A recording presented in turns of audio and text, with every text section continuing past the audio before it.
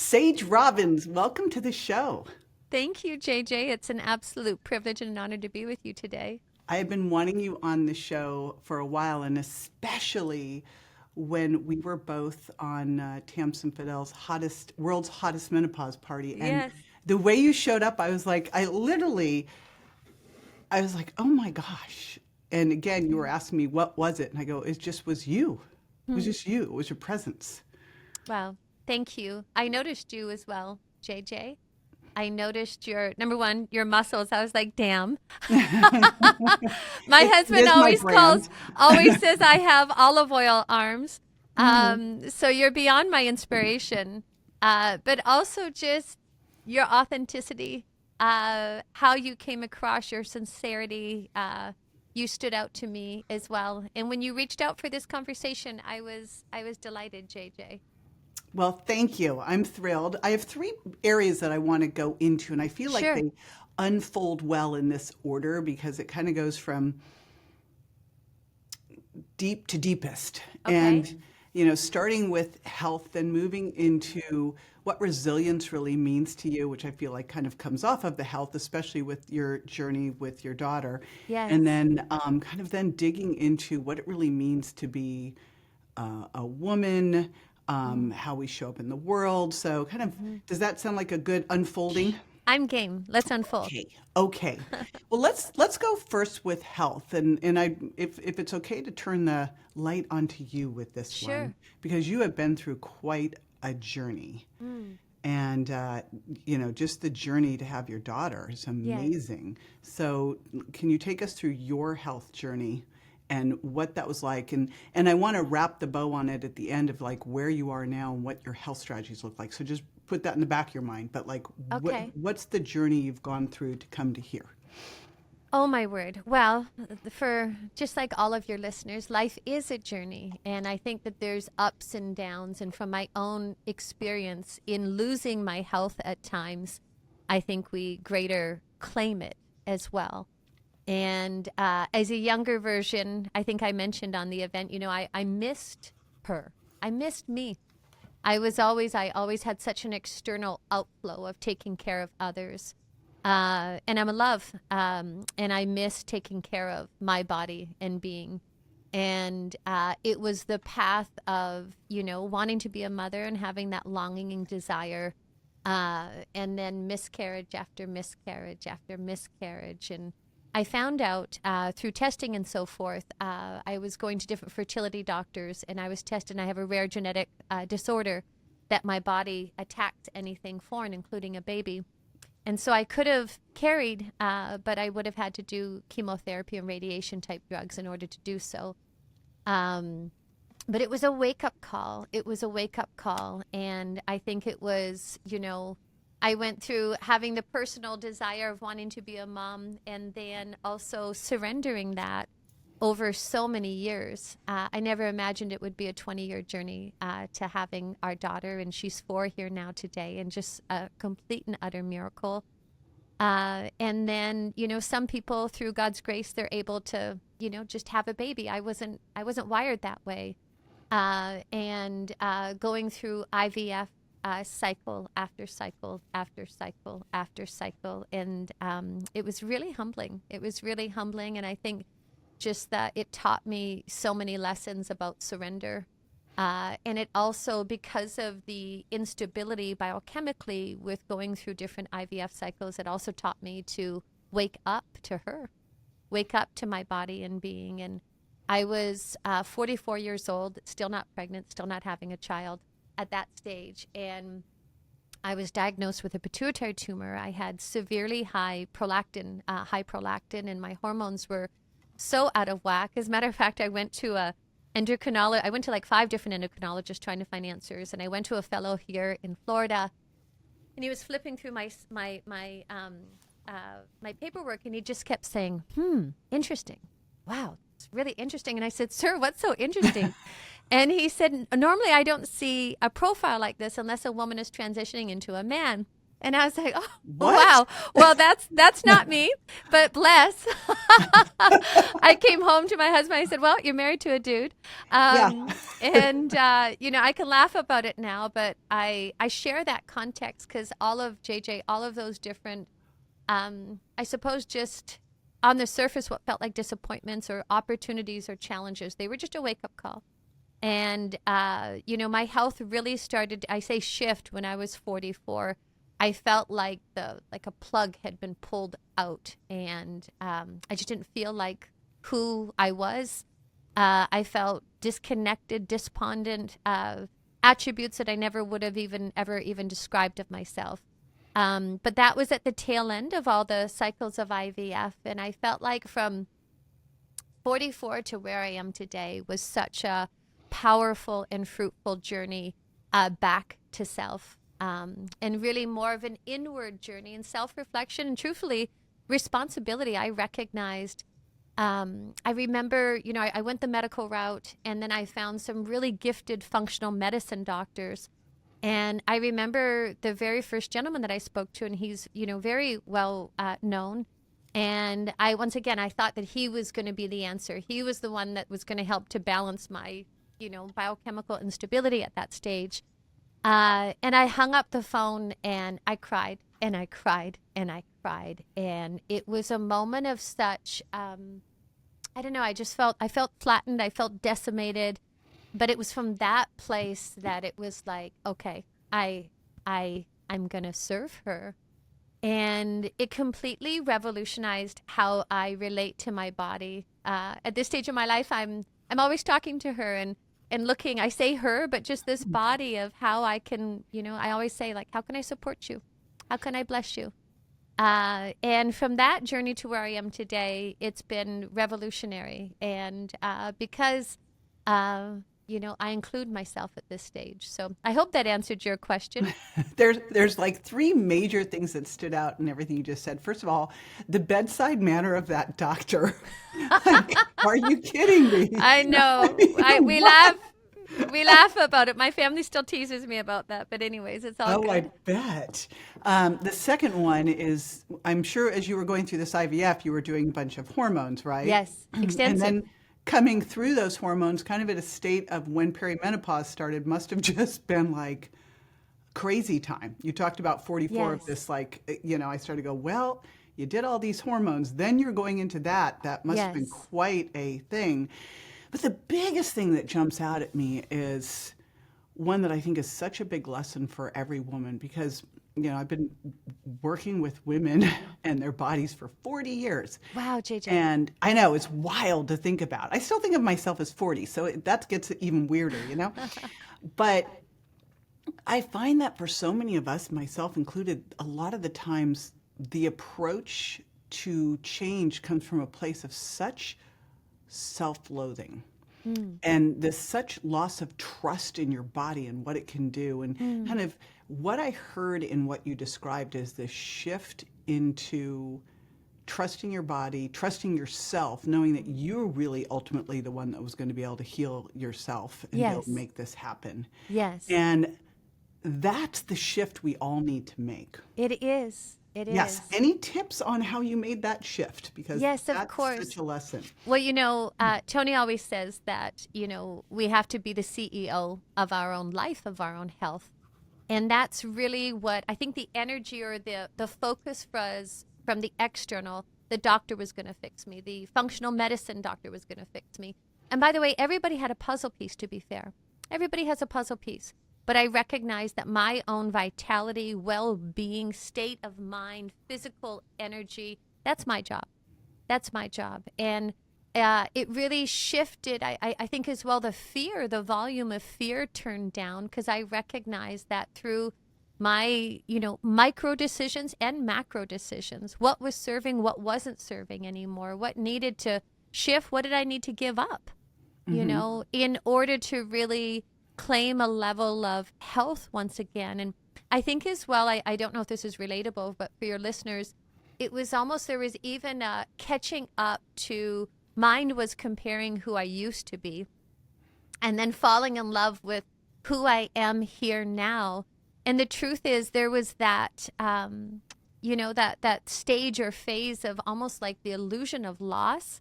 And today I can look at my life and I can look at pictures of a younger version of myself. I don't have any hunger or desire to go back to her. I feel most authentically at home in who I am today.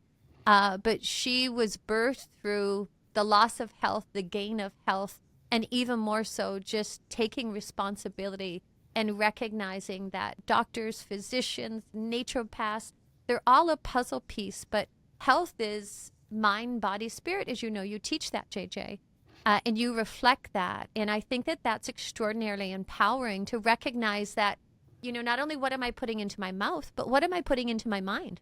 Mm-hmm. There's so much awareness. It's like gluten-free this or gluten-free that, or, what's toxic or what's not toxic. But there's also, what am I putting into my mind? What am I feeding my mind? And that became a natural falling away. I remember, when we'd be flying to, I'm making it up right now, but Fiji or Australia, possibly we'd have an event and we'd be at the airport and, I'd be going to the Hudson magazine stands, and I'd be buying all these magazines that, whatever. I mean, I have no judgment of them, but, I was more interested in what other people were doing. And that fell away. Just like social media. I used to have social media on my phone. Now I have it on another phone so that there's that distance. So I'm not waking up to those notifications. And I feel like that was so transformative for myself as a human being, for the well-being of my mind. What am I feeding into my mind? I was as aware, it began with what am I putting into my body? But then I recognized that there was just as much or more discord for what I was feeding into my mind. And it was just like the empty calories that are no longer serving or not necessary. I gave up cupcakes. I gave up People magazine. I gave up, it's blessed. But, and by the way, that's not to say that I don't have, a cupcake or ice cream. I do have a sweet tooth. But it's different when it's not a vice. Correct. Just like People mag, it is funny. When, as you said that, I used to go when I was traveling a ton. Well, I still travel a ton, but that was my guilty pleasure, was to get Me too. Right? And those are like the ultra processed food of learning. True. True. It's awful and it's addictive, just like the social media things. Very much so, Jade. If you look at it, Byron Katie's a very dear friend of ours. I'm not sure if you're familiar with her. Yes. She's very gifted. She has a modality called The Work, and she talks about how there's business. There's my business, there's your business, and there's God's business. If you think about social media, or you think about magazines, and by the way, once again, no judgment. There's a time and a place for everything. But really, I was in other people's businesses. And I was missing You were all myself. up in other people's businesses. Now I pack my roll-on bag that has all my books, and I love it. And reading glasses, so I can actually read the frickin' books. I know we have a guy in our mastermind who can fix your eyesight in 5 days, and I'm like, as soon as I can get over there, I'm doing it. That's amazing. I know, I can't wait because these reading glasses, it's a thing. I still remember I was on a flight to Italy, and a friend was like, "Here, try these on." I was holding a book out there, and I'm like, "I don't need those." The minute I tried them, it was like the sun came out and the birds started flying, and my eyesight just went plummeted. But this life is so kind, as things begin to shift, there's ways that we can support ourselves. And I think that was the real wake up, was taking responsibility and shifting my habits. And it wasn't just what I was going to do differently. It was also what I was not going to do. Oh, that's probably the biggest part, right? It was. That you're not going to do. What do these daily habits look like? Well, gosh, I have many, and they shift because once again, I think, I'll tell you the ones they're just simple. I wake up every morning. I drink lemon water first thing in the morning to flush my system. I'm a big advocate for drinking warm water. I usually have like a thermos, and sounds crazy. I started doing that in the last 2 years. I've noticed such a difference in my energy, drinking actually warm, not hot water, but warm water, and I drink it throughout the whole day. That's just a practice that I do. Cutting sugars was one of the, and sugar was an absolute vice. I really enjoy sugar, and I'd be completely lying. I had 2 chocolates last night to say that I don't eat sugar. But as I think dark chocolate is an essential that you should eat every day, okay, however. well, I love dark chocolate, but I love milk So, chocolate too. So no I'm not problem for almighty me. saying that I do things perfectly, because I don't. I would I'm hope not, because the opposite of perfect is a complete train wreck. Yes, but there's a reason why you are wearing sleeveless shirt and I'm wearing long sleeve. No, Sage, the reason I wear sleeveless all the time is because Damn, I woman. sweat a lot. Okay, well, I sweat too, but there's my arms do not look like your arms. You're inspiring, JJ. I'm happy to help you with your arms, but I doubt they're quite what you think they are. Well, thank you. You're actually familiar. I have one of my dearest friends. His name's Billy Beck. I believe you know him. You worked on a project with him at one point. And it's interesting. I had a story, our life, we were traveling so extensively, and I was like, I don't have the time to work out. And, the same Oh, yeah. limiting belief that we can all feed into. Right. And Billy Beck, our trainer, he was like, let's do micro workouts. And so now it's so beautiful. Every time we see each other, we'll do 25 squats. So he walks in the house. I'm like, Billy, we give each other a hug. And I'm like, let's do our squats. It's so good. And then, it just shifted the notion of being able to fit in these micro workouts. And so the other day, he was like, how much time do you have? I said, 5 minutes. We went up, we threw a medicine ball, we did some squats. Nice. It's a way to engage the body. And it really shifted how I look at the gym. I'm sure to look like you, JJ, it would take, a good probably hour a day. I don't do that. I don't work out as hard as people think I do. I'm just very specific. But I want to call out something that you're doing is so wise, because the research on, it's called vigorous intermittent lifestyle physical activity, VILPA. I call them exercise snacks. But okay, I remember I do that. When I called them exercise snacks, someone was like, we get to eat and work out. I go, no. Maybe that reframe. But it turns out that 4.5 to 10 minutes of this a day, done in little 1 to 2 minutes bursts, can reduce your all-cause mortality by 40 to 50%. Whoa. Like, it is significant. So, don't look and go, it can make a major difference. And if you put into that some push-ups, some, bent over rows, some things that really worked your upper body, then that will start to remove the olive oil arm syndrome. Well, I have a confession.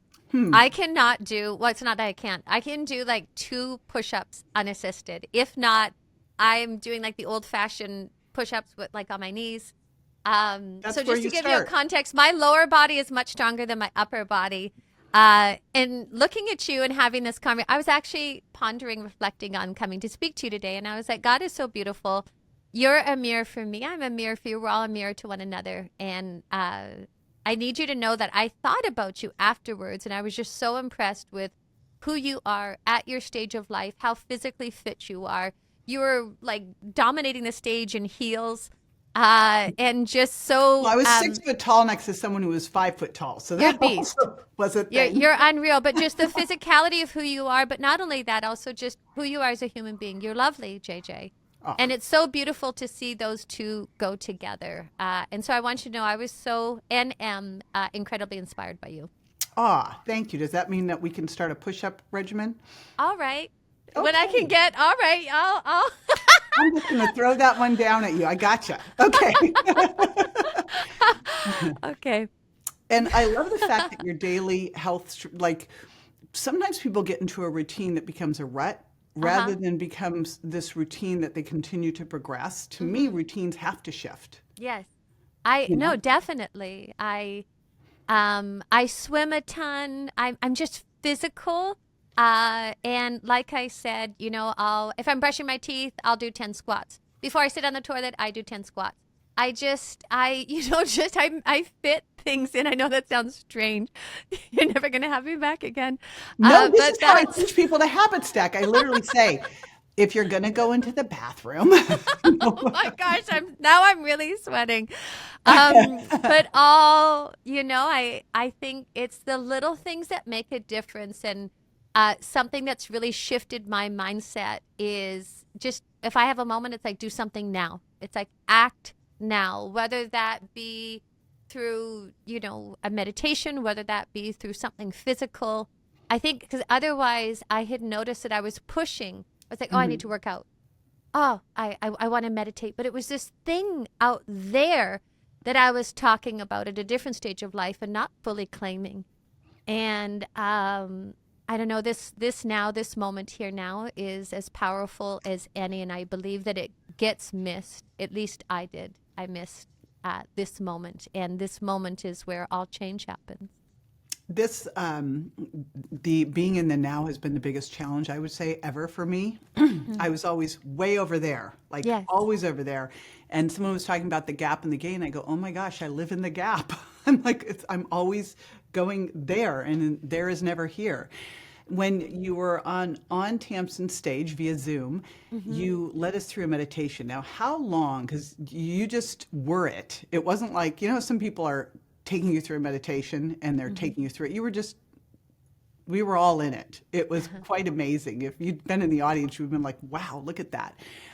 How long have you been doing that? Well, I've meditated for many years, and, earlier on in my life, I looked at meditation as something that I bookended my day. I would do, and by the way, I still do sit meditations, but say I'd meditate maybe for 10 minutes in the morning and 10 minutes at night, or different ways, and there's no right or wrong. Once again, it's trying things on and finding what's true. But where meditation really started to shift, Tony and I being on the road, being at events and having the lights and the sound and 10,000 people at an event, and I'd usually find myself out by the dumpsters, no joke, sitting on a forklift to catch a beat, to catch a minute amongst all the intensity of events at times. And I found just this practice of finding my breath and tuning in this moment. Once again, if you're feeling pulled to the now, once again, the now as a concept, or there's this now, right now, this moment, JJ. Would you like to do it again? Sure. And lead your audience through it, because why not? You can, whether it's called, I call it 60 seconds of grace, 60 seconds of peace. But what's beautiful is it's become a way of being. It's become a way of in between a Zoom, in between a meeting, in between work and dinner time. Before I tuned into you today, I took a moment and I said a prayer, and I caught my breath, and I tuned in, and I feel, I can only speak from a younger version of myself, but that was, it's changed how I relate to life. It's changed how I relate to my own mind and being, because I recognize the same thing that we can do physically. It's like, oh, I've got 2 minutes. I can do 20 squats. I have this moment. And if I'm feeling overstimulated, overwhelmed, or not, just the transitions from one meeting to another, transition from work to motherhood, or transition from work to coming down and sitting at the dinner table, I long to be present. I think we all do, because that's where intimacy, true intimacy and connectivity and grace is even noticed, never mind experienced. And that probably was what I was feeling the most now that I think about it. When I said it was your presence, it was that you were really present. Because you can feel when someone's going, what am I going to say next? What am I going to do? Am I going to do my best talk? Yes.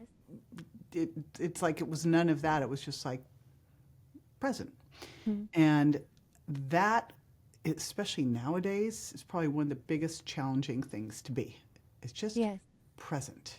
Yes. And so, and again, in 60 seconds, just a grounding activity can be such an amazing thing. It can be, because, when I first started meditating, and for your listeners and for those of you who can relate, I remember trying meditation, and mind had an expectation that mind should stop, or that I shouldn't be thinking, or that I don't know what I was expecting, but, I was expecting this samadhi, this enlightened experience. It's meditating, and I was thinking about what I needed to do. I was thinking about what I was going to wear. I was thinking about, oh my gosh, I'm starving. I want to eat a sandwich. And what really struck me was, mind's expectation of what I was meant to experience. And I recognize that that's all part of it. There's really no right or wrong way. And I really feel in the allowance and in the invitation, let's do it. Okay. Let's do it here now. So sit wherever you are and just whatever's most comfortable. Whatever's most comfortable. Once again, there's no right or wrong. And let's close our eyes. And as you invite your awareness, your attention back to your breath, back to this moment, noticing the miracle of your body being breathed.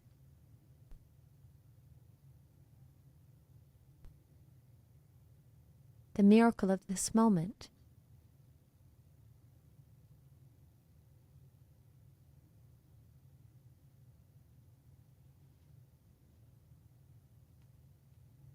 Continue to notice. Your mind wanders off, just invite it back, your awareness back to this breath, this moment here now.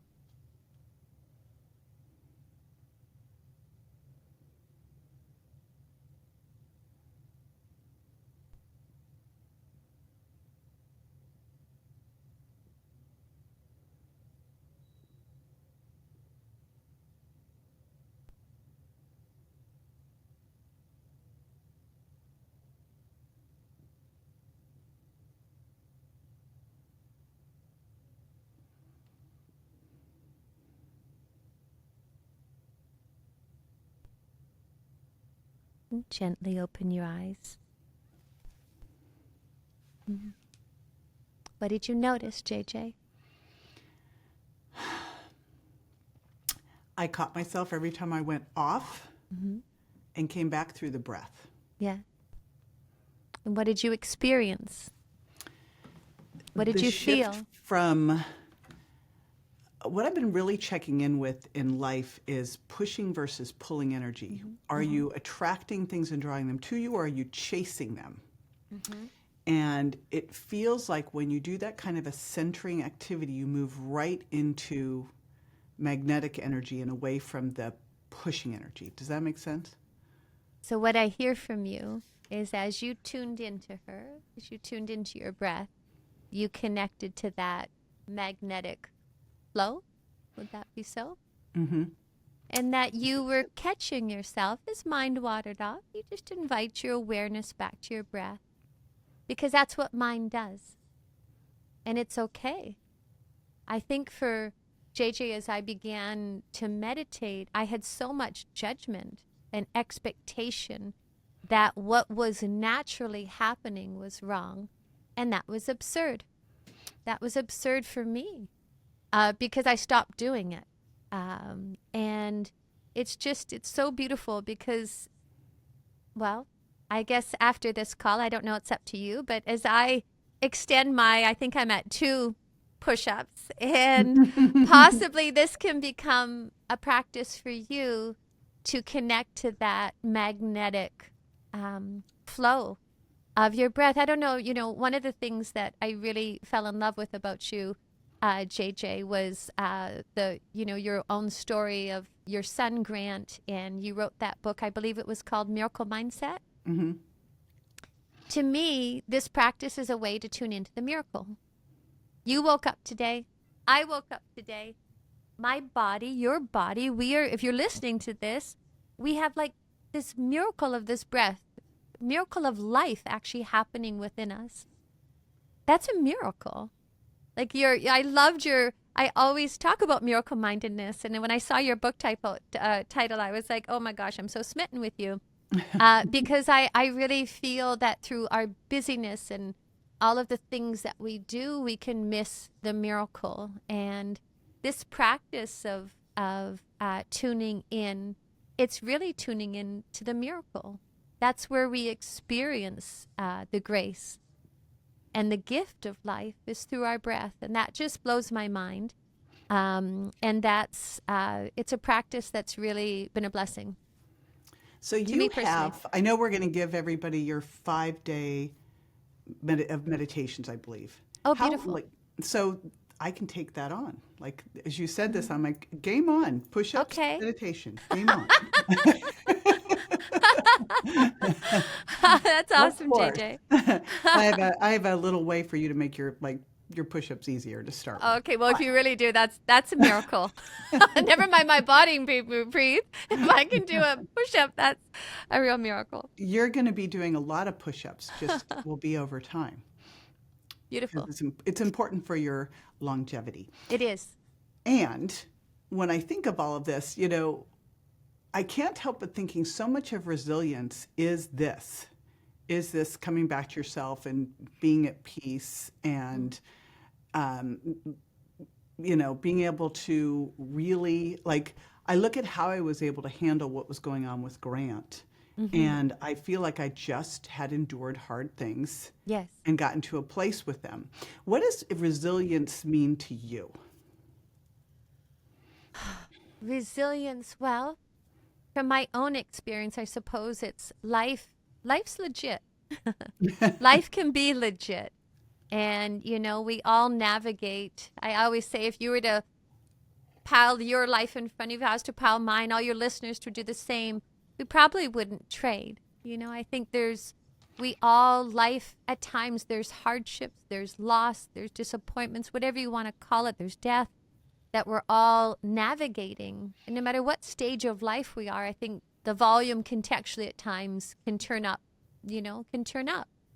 And I really feel that resilience from my own sense, you can push through with force. I've done that. I've done that and I've gotten really good at that. I recognize through different, my husband maybe about 5 years ago, he had an internal bleed and we thought we were going to lose him. He lost 4 pints of blood. He was on stage and he had an esophageal tear. And, that was one circumstance that not only was humbling, but it was such a wake-up call, JJ. And I recognized, I don't need to be any stronger than I am. That's a given. That's a given, especially for your women audience that are listening. I think there's that innate, I don't know if it's because we do have the capacity to carry children, but there's that innate fortitude that's within all of us. And I think as we navigate these life challenges, it's humbling. It's humbling. It's stripping. It's stripping because there's certain things that you can push through, force through, and then there's things that you can't. We're not in control. I think that's the true resilience, is recognizing I can't control this, but I can surrender what, I believe life should be, because when I think that life should be different, I'm crazy. I'm stressed, I'm suffering, and, we can all be guilty of that. I can still catch that pattern at times. And so I think true resilience is appreciating what life is offering and finding the gift in it, finding the gift in the confusion or the gift in the pain, the gift in the circumstance, when my husband when I thought we might lose him. What really struck me about that, and I don't know if you experienced this with your son, but there's such a level of closeness, such a level of dearness, of connectivity, because there's a greater, I suppose, being awake to the preciousness of life, being awake to the miracle, where at an earlier stage of life, I was asleep. I was asleep to that. And so I think that that's the real, for myself, I don't know whether that answered your question, but that's the real resilience, is recognizing that no matter what life offers us, no matter how challenging or how painful it is contextually, that there is a gift in it. And that sounds trite, but a lot of times the gift is our own evolution and our own being, cracked open. You can say that our heart is breaking or our heart is opening. And that has been my experience. And yet there also has to be I suppose, a willingness to be opened by life, by the pain of it, by the mess of it, and knowing that it's a part of it for us. When, as a younger version of myself, I was mad about it, and I judged what was happening or didn't want what was happening. I suppose that's the gift of my dad's in AA and my family's in the 12-step program. That's a gift of that prayer. God grant me the serenity to accept the things that I cannot change, the courage to change the things I can, and the wisdom to know the difference. I prayed that prayer, JJ, my whole life in AA. I've probably been to more AA meetings than I have church. Could you imagine if they taught that in school, like when you were Yes. when you were in kindergarten? If that was one of the first things that you learned, just the beauty of that discernment That discernment, yes. and acceptance, Yes. how different things could be. True. Although I prayed the prayer and I said the words and I didn't know what they meant. And then, through life. Or at different levels, like you might have had, like it True. seems like a peeling of an onion on It that. is. And that's the gift of resilience, or I suppose that's the gift of pain, or when life gets complicated or messy, I was going to say you don't have no choice but to surrender, but there is a choice. And it's just kinder when we do. It's kinder when we do. It's kinder, and inevitably, like you talked about someone having the willingness to kind of go there, to look at these things. The reality is, if you don't look at them, they're not going away. They're still going to guide your actions. They just haven't bubbled to the surface, but they're there. Yes. And they're going to impact every area of your life. True. And it's kind of like when you're detoxing something. It's always better out than in, right? Yes.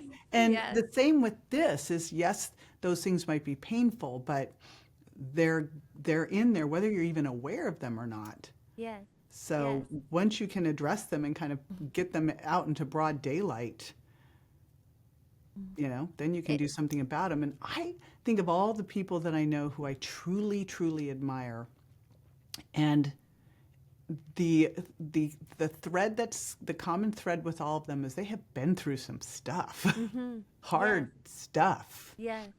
True.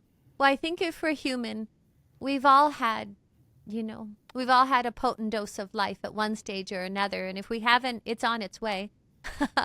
It's on its way. Life kind of, it's just unexpected. There's just the unexpectedness. And I think that's I suppose that's the gift of the awakeness, that life is really precious. And, when you said like stuff in there, we're living in there. You're living with her 24 hours a day. I'm living inside of here 24 hours a day. We do so much to make our home beautiful or our bodies beautiful. It can be missed, the mind and heart connection or coherence, or uprooting the stories or the narratives or the beliefs or the thoughts that are from another day and just aren't serving anymore. And it's so innocent. I think that's just that's the gift or the art, I suppose, of tidying this up. And part of tidying it up is saying, you know what, I'm not going to feed that story anymore. I'm not going to feed that drama anymore. I'm not going to feed that untruth anymore, because how is it serving this moment here now? I'll give you an example, a physical one that could be relatable. I used to, when we were traveling and had time zones, I used to always be like, oh my gosh, I'm so tired. I'm so tired. And I felt tired. And one of the shifts when I was 44 and I was feeling a shift, biochemically, is I was complaining all the time about being so tired, but I didn't recognize that I was affirming reality. Right. And so I stopped it. I was like, I'm not going to feed this anymore. And I stopped saying, I'm tired. And it's so crazy how much more energy I have. Now, if I'm feeling, I'll be like, wow, I'm feeling snuggy. But Because our work. create, it matters. I had a client once who was struggling with his weight, and I was with him, and he said, I am starving out of my mind. I'm like, are you really starving out of your mind? Yeah. And if you are, and you're saying that, then guess what you're going to be, starving out of your mind. But And when Grant was in the hospital, we literally told the doctors, you're not going to walk in and say what he can't do. Yes. Like, we are only focusing on him at 110%. If you can't focus there with me, then you're not the doctor on the team. And that's extraordinary, JJ. You did that. You carried that torch for yourself, for your family, for your son, and your word carried that currency, carried that truth. You birthed that into reality by that absolute knowingness and faith that you had, because you wouldn't see it any other way. That's what I'm projecting right now, but that was my interpretation, and I just I wouldn't let it in. I was afraid that if even a teensy bit of doubt came in, that he would die. So it was like, not allowed. I just wonder about the woman who, and especially because I see this time from like 40 to 60 as just beautiful reinvention. That's the best time ever. Like, Me too. I was like, why couldn't I have just skipped 20 and 30 and plopped into like 50? It was fantastic. However, you look at women who have maybe spent so many years becoming the thing they thought they were supposed to be. And you talk about returning to self, but they were trying to run away from self. And what do? How do they like come back to a self that maybe wasn't the self they really thought they wanted to be? Yes. Does that make sense? Yes, it does. And by the way, that isn't they. That was me too. And I really, I love everything about being a woman. I think it's absolutely extraordinary. And as well, I think there's unique challenges that we all have to navigate as a woman. And I'd say probably one of the biggest is the external, our attention, our focus being outside of ourselves as, in business, as mothers, as, partners and wife, like just all daughter and sister. And I think we have an innate capacity to love. I really believe that that's our superpower. And when I look at a younger version of myself, I'm still that way. I care tremendously about others. It was just imbalanced because I missed her. And I think that is and was one of the greatest wake-ups. And I continue to wake up to her. I continue. It's not something that's fixed. It's not. I don't have this mastered. We're always evolving. And I do agree with you. This stage and chapter of my life, it feels like a coming home. It feels like, oh, this is what you're supposed to feel like. It's so funny. The minute you said that, I went homecoming, and you said coming home. Yes, yeah, it really does. And it does. I'll look at younger versions of myself, pictures of myself, and even though I look younger, I prefer pictures of myself today because I feel most aligned with who she is. And so I think there's these cycles of life and stages of life that I think are very natural, and there's this rite of passage. You don't know that from 20 to 30 and 30 to 40 and 40 to 50, and these predictable patterns that are for us to awaken us. And even no matter how uncomfortable it is, I look at, like I said, losing my health. If I didn't, I wouldn't have gained my health at this level and really claimed it, I suppose. I gained it by claimed it. That's funny because it rhymes, but that was my experience. So the Unstoppable Summit, she's unstoppable. You do this every year. Yes, yes, we do it once a year. Once a year I know it's August 20th through the 22nd this year, virtual. Yes. Tell us about what goes on there. Yes, of course. Well, to give you context, JJ, thanks for asking, by the way. Last year we had close to 500,000 women tune in. Wow. Yes. And it's beautiful. This community of like-hearted, like-minded women coming together, wanting to tune in and to claim exactly what you and I have been speaking about. And, in order to, you have to uproot what's false, in order to tap into our most authentic and truest version of ourselves. And what's different this year, actually, the format is it's going to be a 3-day event, just 2 hours a day. Like you mentioned, it's virtual, so people can tune in from wherever they are in the world. But it was, I mean, gosh, we had women tuning in from all around the world, and yet that one commonality of a hunger and a longing for more.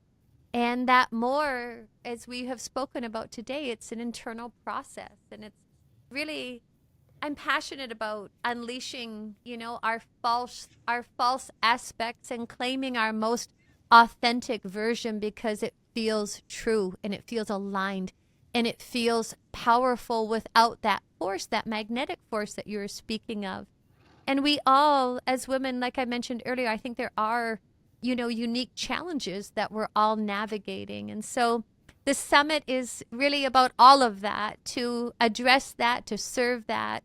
And please join us, JJ. I'd love to have you. Yes. Well, what strikes me about this, and I love this, and I love bringing women together, and I just feel like women, we need that sisterhood and collaboration. Yes. In a place where it's safe and we all understand, like, it takes a lot of courage to show up and go, I'm going to look at these things. Yes.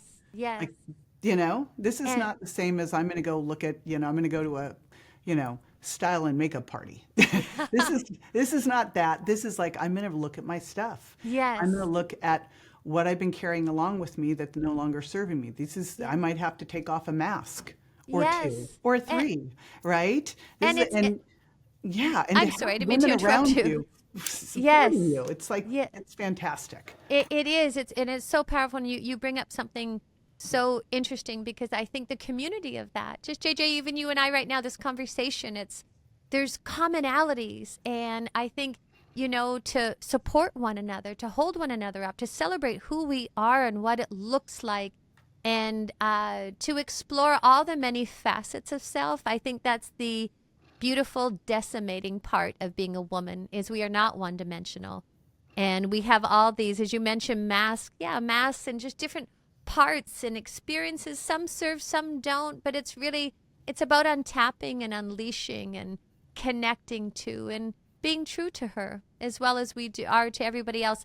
They're just putting it up. I'm sure about these things. She's unstoppablesummit.com for any of you whom, if this resonates with you, please join us. We will be putting that. I'm going to put that and the meditations. I'll put everything at jjvirgin.com/. Thank you, JJ. Sage Robbins. Make sure everybody gets this too. We're going to be doing a lot to support it. And there's no cost. It's a free summit. So amazing. And what's really fun too is, and what I've noticed traveling around the world is, it's cross-cultural. Yes, absolutely. And yet cross-cultural, and all these different cultures and people having their own, but yet this unification. There's patterns to being human, and there's patterns, never mind being a woman, that we all meet, and there's power in that. There's beauty in that, in community. And so that's what, hence why we're doing it again this year. It's something I'm deeply moved by and as well passionate about. Amazing. Well, thank you for doing that. And thank you for doing this. I knew I would love this conversation so much. Likewise. And I appreciate you and everything you're doing. And I'm really excited about your push-up regimen that you're getting started on. Okay, well, we will speak offline. I would love any pointers that you have. And I mean it. You're an inspiration for who you are, for how you live your life, for the mother that you are and continue to be, and how you have stood for what perceived to be impossible, JJ. And then your own physical embodiment of that. Being at that event and seeing you on stage, I was just, wow, I have mad respect, woman, truly. Well, right back at you. Thank you. Thank you. What a treat. Thank you for the conversation and for having me on, JJ.